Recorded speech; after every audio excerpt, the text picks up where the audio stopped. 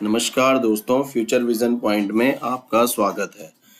जैसे कि आपको पता था, इससे पहले आपको मैंने कुछ अपकमिंग वैकेंसी के बारे में जानकारी दी थी जो 2024 में जिनके आने की पूरी संभावनाएं जताई जा रही हैं।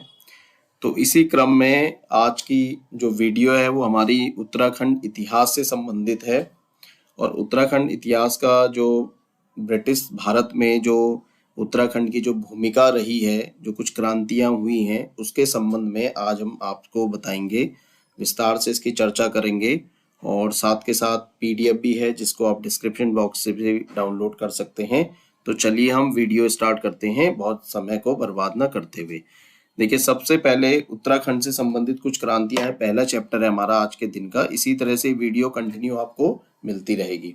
सबसे पहले देखिए, कुंजा क्रांति बहुत इंपॉर्टेंट क्रांति है ये। उत्तराखंड इतिहास के क्वेश्चंस का जो दायरा है वो एग्जाम में बढ़ता जा रहा है। और आने वाले जो एग्जाम है, जो पीसीएस प्री होना है, या अभी जो प्रधानाचार्य की भर्ती आई है उनका जो एग्जाम होना है, अदर जितने भी एग्जाम है, उसमें उत्तराखंड के इतिहास के प्रश्नों की अधिकता आपको देखने को मिलेगी।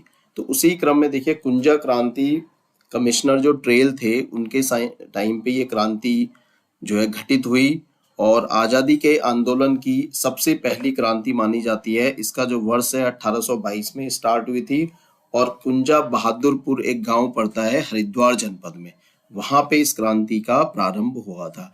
तो एक क्वेश्चन बिल्कुल आपको ध्यान में रखना है कि देखिए, कुंजा क्रांति किस कमिश्नर के समय हुई? कमिश्नर ट्रेल के समय हुई। या कुंजा जो क्रांति हुई कौन से जनपद में हुई थी, किस गांव में हुई थी? तो आपको बिल्कुल ध्यान में रखना है, कुंजा बहादुरपुर गांव हरिद्वार में ये क्रांति प्रारंभ हुई थी। अब इस क्रांति में देखिए क्या क्या हुआ था। कुंजा बहादुर गांव हामडे गोत्र के गुर्जरों का गांव है जिन्होंने कुंजा क्रांति को प्रारंभ किया था। ये गोत्र था, एक हामडे गोत्र के कुछ गुर्जर लोग थे, उन्होंने इस क्रांति को प्रारंभ किया था वहां पे। अब तत्कालीन समय में देखिए क्रांति है तो वहां पे किसी राजा का शासन रहा, किसी रियासत का एक भाग था वो, जिसका राजा विजय सिंह और बीजा सिंह, ये दो लोग थे वहां पे, विजय सिंह और बीजा सिंह, इनका वहां पे शासन चलता था। लडोरा रियासत का एक भाग था, यहाँ के राजा विजय सिंह और बीजा सिंह थे। विजय सिंह का एक प्रसिद्ध सेनापति था कल्याण सिंह, जिसको कालू सिंह भी कहा जाता है। देखिए एग्जाम में अगर विजय सिंह है, बीजा सिंह है, कल्याण सिंह है, तो आपको कालू सिंह भी याद रखना है। इनका महान सेनापति था जिन्होंने इस क्रांति में विजय सिंह का बहुत साथ दिया था इस क्रांति के दौरान।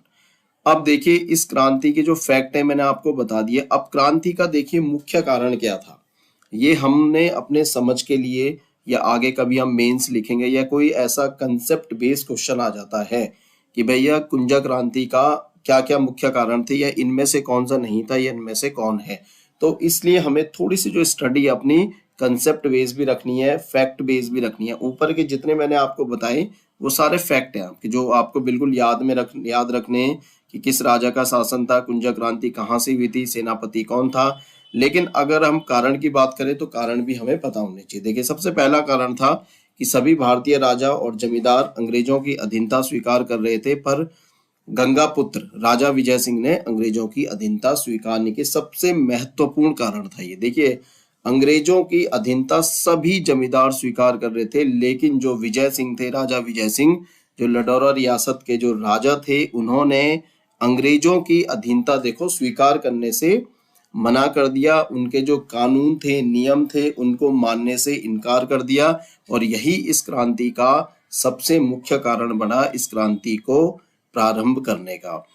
सेकंड हम देखें, वर्ष 1822 में अपने सेनापति के सुझाव पर राजा विजय सिंह ने अपनी जनता को आदेश दिया। देखिए, सेनापति इन्होंने बहुत साथ दिया।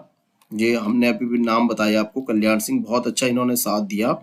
और इन्होंने बोला कि भाई अंग्रेजों को बिल्कुल मालगुजारी न दें, ब्रिटिश राज्य के सभी प्रतीक चिन्हों को हटा दें, तहसील के खजाने को अपने कब्जे में ले लें और जेल से सभी बंदियों को छुड़ा लें। तो देखिए, ये जब भी ये इस टाइप के जो पॉइंट है वो हमारे कंसेप्ट बेस आएंगे। जब कंसेप्ट बेस का क्वेश्चन आएगा पीसीएस में, तो देखिए आप फैक्ट भी होंगे और कंसेप्ट भी होगा।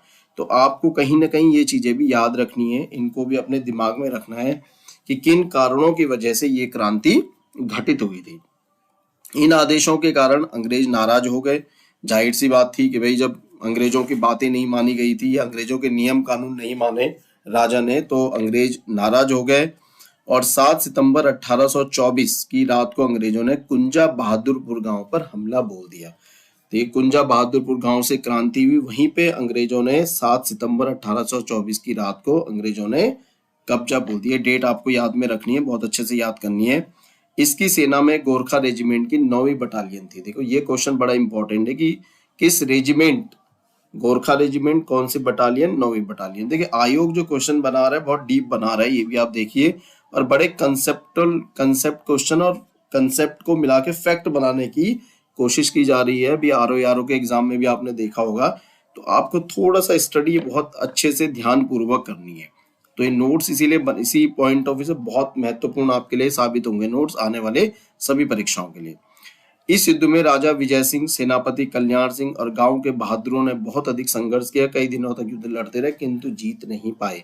देखिए अंग्रेजों के सामने नहीं जीत पाए, बहुत प्रयास करा राजा विजय सिंह, उनके सेनापति कल्याण सिंह, गांव के लोगों ने भी बहुत साथ दिया, लेकिन बावजूद अंग्रेजों के पास देखिए हथियार थे, उनके पास पूरे रिसोर्सेज थे, संसाधन थे, तो वो इस युद्ध को जीत गए अंग्रेज, और जो राजा विजय सिंह थे वो हार गए।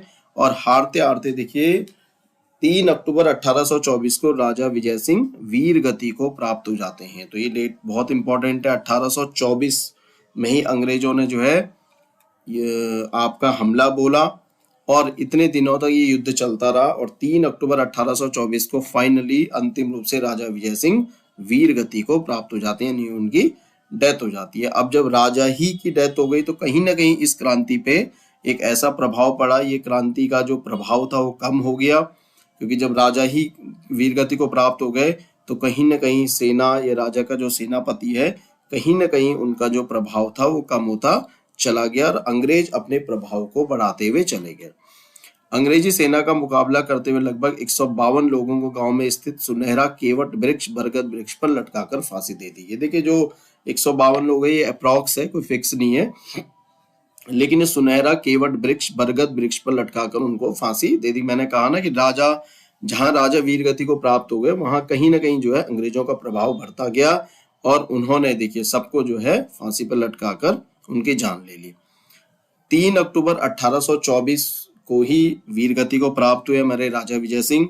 तो कुंजा गांव हरिद्वार में उनके वीर गति प्राप्त होने के लिए आज भी वहां पे बलिदान दिवस जो है मनाया जाता है कुंजा गांव में, जहां पे उनका मूल रूप से वो शासन कर रहे थे। 3 अक्टूबर की डेट आपने याद रखना है। बलिदान दिवस क्यों मनाया जाता है? क्योंकि राजा विजय सिंह उस दिन वीर गति को प्राप्त हो गए थे, लड़ते लड़ते जो है अंग्रेजों के सामने वीर गति को प्राप्त हो गए। अब ये बहुत इंपॉर्टेंट फैक्ट है, देखिए नीदरलैंड के एक पुस्तकालय में इस क्रांति के दस्तावेज सुरक्षित रखे गए हैं। कुंजा क्रांति के दस्तावेज कहाँ सुरक्षित रखे गए हैं, किस देश के पुस्तकालय में है? तो नीदरलैंड की। ये आपके लिए फैक्ट वाले क्वेश्चन बनने। बलिदान दिवस कब मनाया जाता है? 3 अक्टूबर। क्यों मनाया जाता है? क्योंकि राजा विजय सिंह उस दिन वीर गति को प्राप्त हुए। कुंजा गांव कहाँ स्थित है? हरिद्वार में। तो ये इंपॉर्टेंट फैक्ट है जो आपको फैक्टुअल काम करेंगे, फैक्ट्स के अकॉर्डिंग काम करेंगे। इस क्रांति के बाद नीदरलैंड से, अब देखिए नीदरलैंड के पुस्तकालय में दस्तावेज इसके सुरक्षित रखे गए, तो वहीं के एक इतिहास के एक प्रोफेसर DHA कॉफ इस गांव में आए और उन्होंने सभी शहीद स्थलों का भ्रमण किया और इस क्रांति पर अध्ययन किया था। रिसर्च करी उन्होंने क्रांति में कि भाई किस कारण से क्रांति हुई, क्या कारण बने थे, क्या क्या यहाँ पे घटनाएं घटित हुई थी। तो इन सब चीजों का उन्होंने भ्रमण करा, जो शहीद स्थल थे जहाँ पे लोग वीर गति को प्राप्त हुए, जहाँ पे अंग्रेजों ने फांसी दी, ये सब चीजों का भ्रमण करा हमारे DHA कॉफ। ये एक प्रोफेसर थे नीदरलैंड के। बहुत इंपॉर्टेंट फैक्ट है जो आपको पूछा जा सकता है आने वाले एग्जाम में, तो ये आप बिल्कुल आपको ध्यान में रखना है। और ध्यान में रखते हुए ये जो क्रांति है, देखिए ये हमारी कुंजा क्रांति का जो फैक्ट है ये हमारे कंप्लीट हो गए। इसमें पूरी डिटेल है, इससे बाहर इसमें क्वेश्चंस आपको मिलेगा नहीं। यहाँ से आएगा तो इतने ही पोर्शन से आपका क्वेश्चन बन जाएगा, चाहे कंसेप्ट बने चाहे आपका फैक्ट बने। और इम्पोर्टेंट क्रांति है, आने वाले एग्जाम में आपको इसकी जानकारी होनी चाहिए उत्तराखंड के इतिहास के अंतर्गत। चलिए आगे बढ़ते हैं।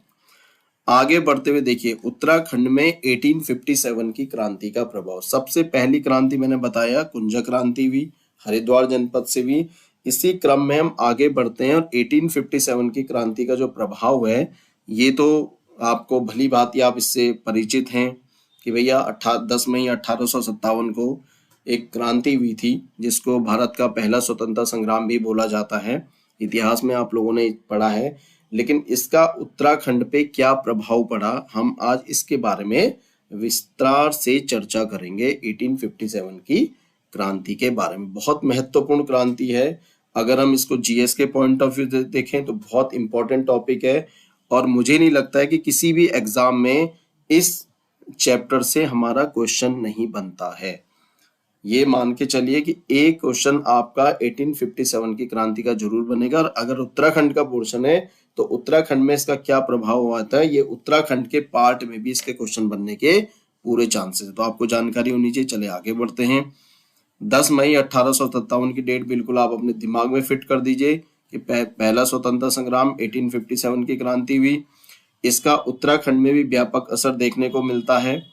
इस क्रांति के प्रभाव को उत्तराखंड में 2 भागों में हमने विभाजित करा, कुमाऊं में, ब्रिटिश गढ़वाल में। देखिए दोस्तों, नोट्स आपके लिए बनाए गए, बहुत इजी वे में बनाए गए जिससे आप इनको आसानी से समझ पाएं। अगर आप इनको 2-3 बार पढ़ लेंगे तो कहीं ना कहीं आपको ये फैक्ट भी याद हो जाएंगे, और एक सीक्वेंस आपको कोशिश करी गई है बनाने का, क्रम बनाने का, क्योंकि हिस्ट्री हम तभी याद कर सकते हैं जब उसकी कनेक्टिविटी बने। इसीलिए 2 भागों में देखिए इसको विभाजित किया है, कुमाऊं में और ब्रिटिश गढ़वाल में। उसमें एक कुमाऊं था और एक आपका ब्रिटिश गढ़वाल हुआ था 1857 के टाइम पे। अब देखिए कुमाऊं में इसका क्या प्रभाव हुआ था। इस क्रांति के समय कुमाऊं कमिश्नर हेनरी रैमजे थे। बहुत इंपॉर्टेंट क्वेश्चन है, कई बार एग्जाम में पूछा गया है कि 1857 की क्रांति के समय कुमाऊं कमिश्नर कौन थे। Henry Ramsay. हेनरी रैमजे ने पूरे कुमाऊं में मार्शल लॉ घोषित कर दिया था। उत्तराखंड में इस क्रांति का प्रभाव निम्न स्थानों पर देखने को मिलता है। देखिए अब कुमाऊं में जो प्रभाव था उसको भी डिवाइड करा गया, सब डिवाइड, सब सेक्शन बना के मैंने उसको इजी मोड में करा है कि आपको बिल्कुल समझ में आए। तो इसका जो प्रभाव है, अगर हम कुमाऊं की बात करें तो कुमाऊं में जो इसका प्रभाव था आपको 3 जगह देखने को मिलता है। हल्द्वानी जो कि नैनीताल में है वर्तमान में, बिसुंग गांव जो कि वर्तमान में चंपावत में है, और हरा गांव जो है लोहाघाट चंपावत में। इन 3 जगह पे इस क्रांति का प्रभाव देखने को मिलता है। अब देखिए सबसे पहले हम हल्द्वानी की बात करें, हल्द्वानी नैनीताल। थोड़ा सा हम इसको स्पीड मोड में चलेंगे, बाकी आपको जो नोट्स हैं वो आप डिस्क्रिप्शन बॉक्स में पीडीएफ डाउनलोड कर सकते हैं, वहां से आपको नोट्स मिल जाएंगे। हम यहाँ पे थोड़ा सा स्पीड से चलेंगे आपको समझाते हुए। 17 सितंबर 1857 में देखिए खान बहादुर खां रोहिलखंड, वर्तमान जो आपका बरेली है, के नवाब के सेनापति काले खान ने कैप्टन मैक्सवेल और लेफ्टिनेंट चैपमैन को हराकर हल्द्वानी नैनीताल पर आक्रमण कर कब्जा कर दिया था। तो सबसे पहले अगर हम इस क्रांति के प्रभाव की बात करें तो हल्द्वानी नैनीताल में सबसे पहले इस क्रांति का प्रभाव हुआ, और यहां से इस क्रांति का प्रारंभ माना जाता है। हल्द्वानी नैनीताल, डेट बिल्कुल आप याद रखिए 17 सितंबर 1857। देखिए 10 मई को तो क्रांति स्टार्ट हो जाती है, 10 मई 1857 को क्रांति प्रारंभ है, लेकिन उत्तराखंड में अगर प्रभाव की बात करें तो 17 सितंबर 1857 की डेट आपने याद रखनी है। उसके बाद ये पॉइंट बने, इनको आप अच्छे से पढ़ लीजिएगा। नेक्स्ट चलती है, देखिए यहाँ पे आगे अगर हम बढ़ने की कोशिश करें तो नैनीताल में फांसी का गधेरा नाम से एक स्थान है जहां क्रांतिकारियों को फांसी पे लटकाया जाता है। ये बहुत इंपॉर्टेंट प्लेस है, पूछा जाता है कि फांसी का गधेरा कहाँ है नैनीताल में जहां पे फांसी दी जाती थी। अब ये हमें बिल्कुल एक पॉइंट बड़ा याद रखना है कि जो हल्द्वानी की अगर हम बात करें तो खान बहादुर खां वर्तमान उस समय के बरेली के नवाब थे। ये जो रोहिलखंड था वर्तमान जो बरेली है वहां के नवाब थे। तो ये भी आपको ध्यान में रखना है कि जब हल्द्वानी से क्रांति स्टार्ट हो रही है तो उस समय किसने नेतृत्व करा या किसके नेतृत्व में हुआ, कि कौन संबंधित था, खान बहादुर खां। विशेषकर आप इनका नाम जरूर ध्यान रखें कि उस दौरान कौन वहां से संबंधित व्यक्ति था जिन्होंने, अगर हम पूरे इतिहास के अंदर देखें कहाँ से किसने नेतृत्व करा था ये तो आप इतिहास में पढ़ लेंगे, लेकिन उत्तराखंड में हल्द्वानी से टाइम पे उस समय कौन संबंधित था, खान बहादुर खां। ये ध्यान रखिएगा आप। ठीक है दोस्तों, आगे बढ़ते हैं। सेकंड है देखिए काली कुमाऊं बिसुंग गांव चंपावत, बहुत इंपॉर्टेंट है। अब देखिए अगर हम बात करें हल्द्वानी नैनीताल की तो वहां पे खान बहादुर खां थे। अगर काली कुमाऊं बिसुंग गांव की बात करें तो वहां पे हमारे अवध के अंतिम नवाब वाजिद अली शाह की ओर से काली कुमाऊं चंपावत के बिसुंग गांव में मेहरा दल के नेता कालू मेहरा के पास गुप्त पत्र भेजा गया। देखो अब यहाँ पे जो नेतृत्व संभाला था वो वाजिद अली शाह जो हमारे अवध के अंतिम नवाब थे, ये पता है सबको, बहुत इंपॉर्टेंट है, कई बार क्वेश्चन पूछा जाता है कि अवध के अंतिम नवाब कौन थे? वाजिद अली। अवध की स्थापना किसने करी थी? सआदत खान, जिनको बुरहान उल मुल्क की उपाधि भी दी गई थी मोहम्मद शाह जी के द्वारा। तो वाजिद अली शाह की ओर से काली कुमाऊं चंपावत के बिसुम गांव में जो कालू मेहरा के पास एक गुप्त पत्र भेजा और उनको क्रांति में सम्मिलित होने के लिए उन्होंने आमंत्रित किया कि भाई आप भी क्रांति में सम्मिलित होइए, इस क्रांति का नेतृत्व कीजिए। उत्तराखंड के काली कुमाऊं बिसुम गांव उनका गांव का नाम है। तो ये आपको ध्यान में रखना है कि वाजिद अली शाह जी ने उनको पत्र भेजा था। कालू मेहरा ने एक संगठन बनाया क्रांतिवीर, बहुत कॉमन सा क्वेश्चन है, बहुत बार पूछा गया है। इस संगठन में इनके साथ देखिए निम्न क्रांतिकारी शामिल। देखिए दोस्तों बहुत इंपॉर्टेंट बात है कि बहुत कॉमन सा चीज हो गई है कि भैया काली कुमाऊं बिसुम गांव से 1857 की क्रांति का नेतृत्व कालू मेहरा ने करा। उन्होंने, कालू मेहरा जी ने गुप्त संगठन बनाया जिसका नाम क्रांतिवीर रखा गया और उनको सम्मिलित होने के लिए आमंत्रित करने वाले थे वाजिद अली शाह जो कि अवध के अंतिम नवाब थे। अब बात करते हैं, देखिए ये तो हमें बहुत आसानी से याद रहता है कि कालू मेहरा जी ने इस क्रांति का नेतृत्व करा, लेकिन अब इनके अलावा इस संगठन में कौन कौन लोग जुड़े? इन्होंने क्रांतिवीर संगठन बनाया, लेकिन बनाने के साथ इस संगठन में कौन लोग, उनके साथ अन्य लोग शामिल थे। अब ये देखिए कि आयोग के जो क्वेश्चंस बनने की जो ट्रेंड चल रहा है वो ये कहता है कि जो उनके द्वारा, कालू मेहरा जी के द्वारा जो क्रांतिवीर संगठन बनाया गया, उस संगठन में निम्न में से कौन क्रांतिकारी शामिल नहीं थे।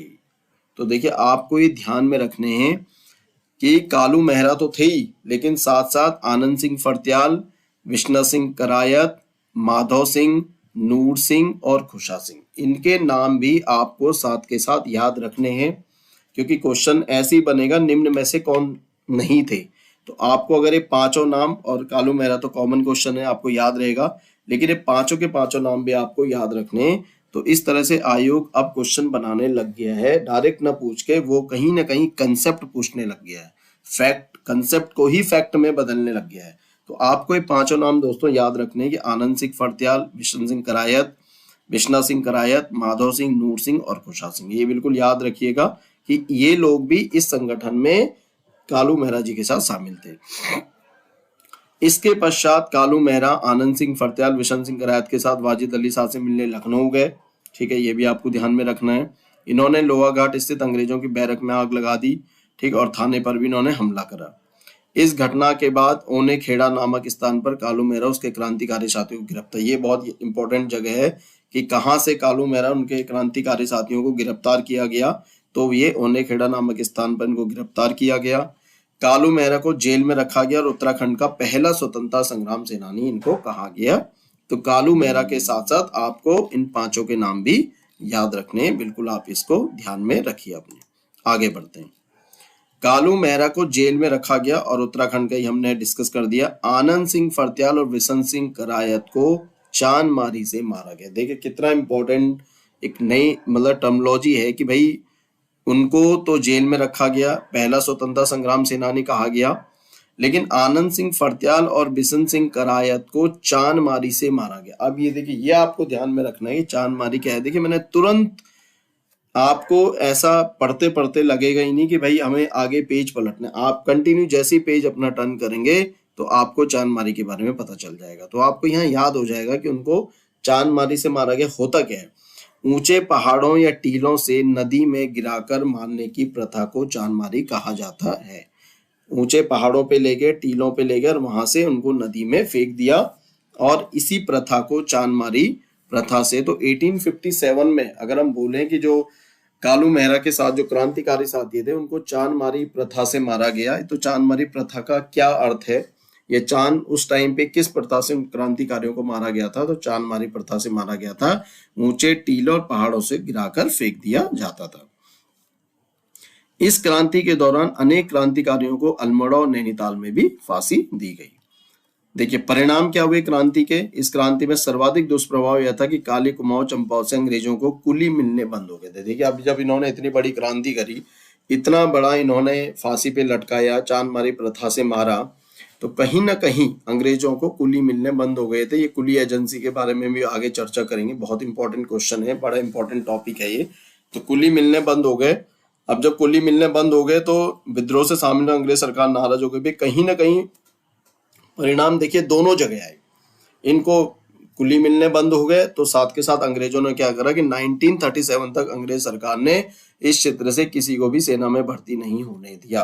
तो दोनों साइड के परिणाम थे, उन्होंने कुली देने बंद कर दिए, तो इन्होंने अंग्रेजों ने अपनी सेना में भर्ती करने से इस क्षेत्र से मना कर दिया। तो ये कहीं ना कहीं किसी भी चीज के जब परिणाम होते हैं तो दोनों साइड पे पड़ते हैं, एक साइड का परिणाम नहीं होता है। तो क्रांति के परिणाम भी देखो आपको याद रखने, मैंने ये नोट्स बिल्कुल कंसेप्ट को लेके, फैक्ट को लेके, इनमें दोनों को ही बहुत अच्छे से संजोया गया है, बहुत अच्छे से एक आपके सामने मटेरियल तैयार करा गया, स्टडी मटेरियल, कि जिसमें आपका कंसेप्ट भी क्लियर होगा और आपको फैक्ट भी देखने को मिलेंगे।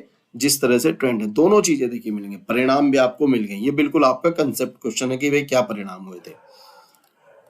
अब देखिए दूसरा, मैंने पहला बताया था कि भाई हमारा जो कुमाऊं था उसमें क्या प्रभाव हुए, और अब सेकंड पॉइंट आता है कि ब्रिटिश गढ़वाल में क्या हुए थे। गढ़वाल जनपद में कार्य डिप्टी कमिश्नर बैकेट ट्रेल का सहायक। देखिए वहां पे हेनरी रैमजे हैं, ठीक है। अगर कुमाऊं के कमिश्नर हम बोले तो कुमाऊं कमिश्नर थे हेनरी रैमजे, लेकिन इस क्रांति के समय अगर हम गढ़वाल जनपद में कार्यरत डिप्टी कमिश्नर देखेंगे तो बैकेट यानी कि ट्रेल का सहायक था। ये भी आपको याद रखना है कि गढ़वाल में कौन डिप्टी कमिश्नर थे जब 1857 की क्रांति हो रही थी, तो गढ़वाल में कौन थे, बैकेट। बिल्कुल फैक्ट याद रखना है। गढ़वाल 18 की अवधि में भी कोई अप्रिय घटना नहीं घटी, अर्थात क्षेत्र क्रांति से अछूता रहा। गढ़वाल में बहुत ज्यादा घटनाएं नहीं हुई, कुमाऊं पे इसका ज्यादा प्रभाव पड़ा।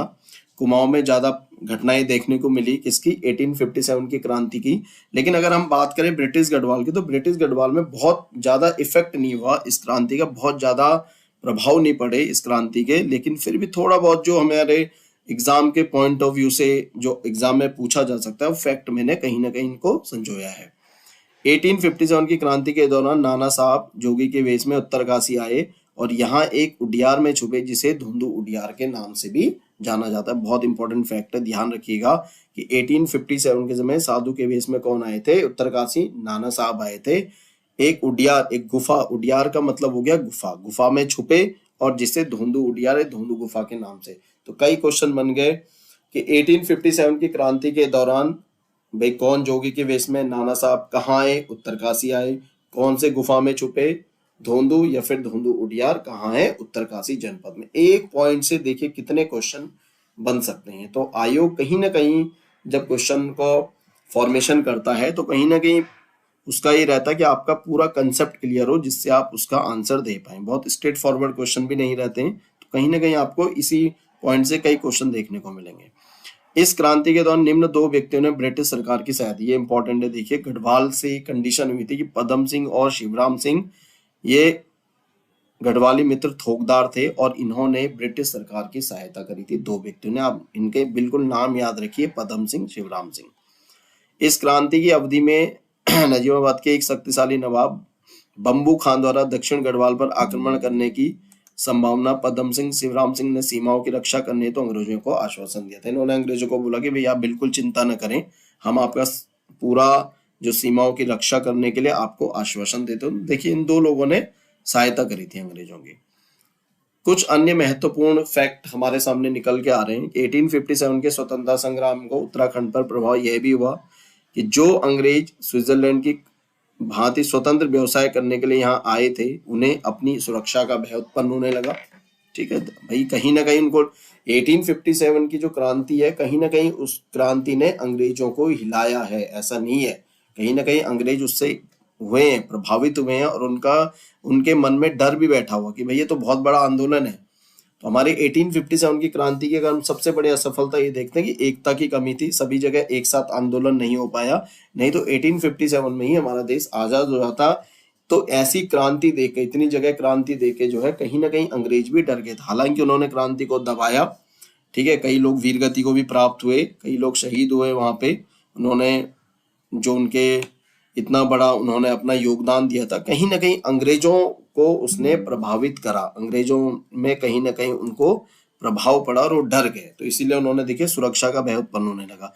ये फैक्ट वाला है। उत्तराखंड क्षेत्र में शिक्षा, परिवहन, सूचना, अन्य क्षेत्रों में व्यापक सुधार हुए।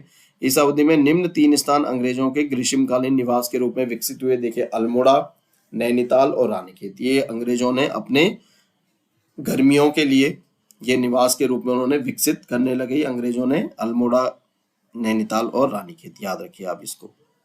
तो देखिए ये था दोस्तों हमारा आज 1857 की क्रांति का प्रभाव और कुंजा क्रांति के बारे में हमने आपसे विस्तार रूप से, विस्तृत रूप से चर्चा करी है। और ये आप इतना अगर पढ़ लेंगे इन 2 टॉपिक से, तो इससे बाहर आपका क्वेश्चन आपको मिलेगा नहीं।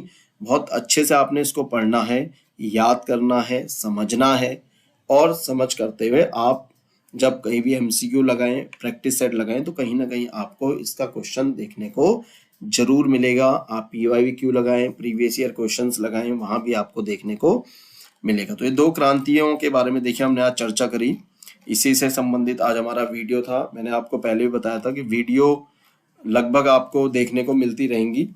बीच में बहुत लंबा गैप आया था जब अपकमिंग वैकेंसी मैंने डाली थी, लेकिन उसके बाद आज फिर आपको वीडियो, और अब आपको इसी के क्रम में ये जो वीडियो मिलेगा, इसी के क्रम में आपको आगे की कुछ हम जो संगठन है वो बनाए गए हैं उनके बारे में हम आपको बताएंगे। साथ के साथ देखिए अब मैं आपको PDF भी, हमारा चैनल आपको PDF भी देगा साथ के साथ, तो जिससे आपको समझना भी है, सुनना भी है, और आपको PDF मिल जाएंगे, तो आपको अपनी आसानी से पढ़ने के लिए बहुत अच्छे से आपको बेनिफिट मिलेगा, फायदा मिलेगा। विद नोट्स आपको हम वीडियो प्रोवाइड कराएंगे आगे आने वाले टाइम में। तो दोस्तों आपको इसको पढ़ना है और अपने ज्ञान का जो प्रयोग है आने वाली सभी परीक्षाओं में करेंगे। तो इसी के साथ आज के वीडियो का जो है मैं समापन करता हूँ।